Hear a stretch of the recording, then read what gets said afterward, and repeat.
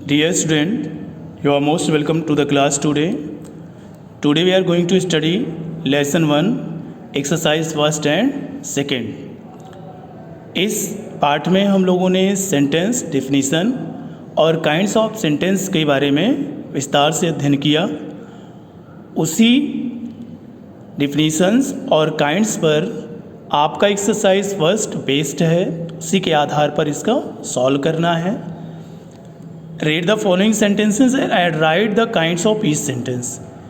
दिए गए इन वाक्यों को पढ़ना है, उनके भाव को समझना है और उसके अकॉर्डिंग वो काइंड्स ऑफ सेंटेंस में किस कैटेगरी में आते हैं उनको लिखना है। देखें, इट्स रेनिंग आउटसाइड, बाहर वर्षा हो रही है, तो वाक्य से पता चलता है स्टेटमेंट कथन का बोध हो रहा है। तो ऐसे वाक्य जिनसे कथन का बोध होता है उन्हें असर्टिव सेंटेंस कहते हैं। असर्टिव सेंटेंस हमारे दो प्रकार के होते हैं, अफर्मेटिव एंड नेगेटिव। जिनसे सकारात्मक कथन का बोध होता है उन्हें अफर्मेटिव कहते हैं। तो इट इज़ रेनिंग आउटसाइड, सकारात्मक कथन का बोध हो रहा है, इसलिए इसका प्रकार होगा अफर्मेटिव। तो हम इसको लिखेंगे affirmative. Second, when do you go to bed, आप बिस्तर पर कब जाते हो। इस वाक्य को पढ़ने पर हमें प्रश्न का बोध हो रहा है। This is the second type of sentence and called interrogative, so इसको हम इंट्रोगेटिव लिखेंगे। तो when do you go to bed, ये आपका इंट्रोगेटिव है। How badly you have acted, sign of exclamation, आश्चर्य का बोध हो रहा है। हाउ बैडली, कितने बुरे तरीके से, यू हैव एक्टेड, तुमने अभिनय किया, तुमने कितना खराब अभिनय किया, तो आश्चर्य का बोध हो रहा है। और इस तरह के सेंटेंसेस एक्सक्लेमेटरी सेंटेंस कहते हैं। तो एक्सक्लेमेटरी। स्टॉप राइटिंग नाउ, लिखना बंद करो, आदेश का बोध हो रहा है। इस तरह के वाक्य जिनसे आदेश का बोध होता है, प्रार्थना का बोध होता है, सलाह सुझाव का, उन्हें हम इम्परेटिव सेंटेंस कहते हैं। तो ये हो गया आपका imperative sentence. Raman is a famous doctor, Raman एक प्रसिद्ध चिकित्सक हैं। कथन का बोध हो रहा है, सकारात्मक कथन का बोध हो रहा है, इसलिए affirmative. The flower are beautiful, flowers are beautiful, ये सारे फूल, दीज फ्लावर्स, ये फूल सुंदर हैं। कथन का बोध हो रहा है, सकारात्मक कथन का बोध हो रहा है, इसलिए affirmative. Are they going to Agra, क्या वे आगरा जा रहे हैं। प्रश्न का बोध हो रहा है, इसलिए यह इंट्रोगेटिव सेंटेंस।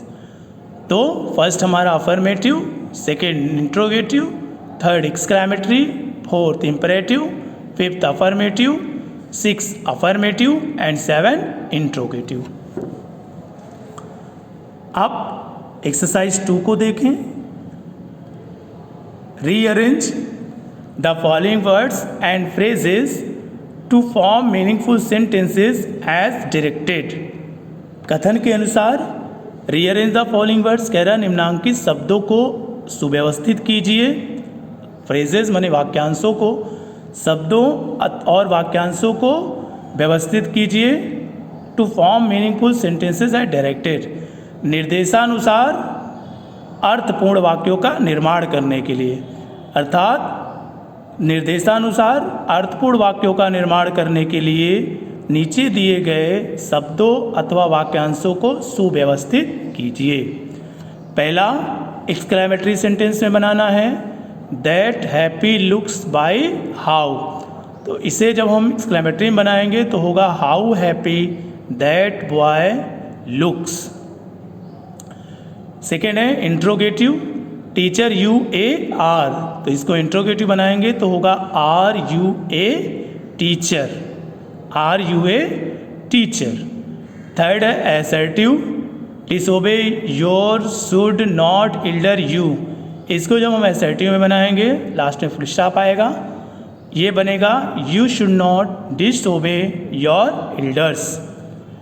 फोर्थ है interrogative, will hockey you with play me, इसको रीअरेंज करेंगे तो बनेगा will you play hockey with me, will you play hockey with me.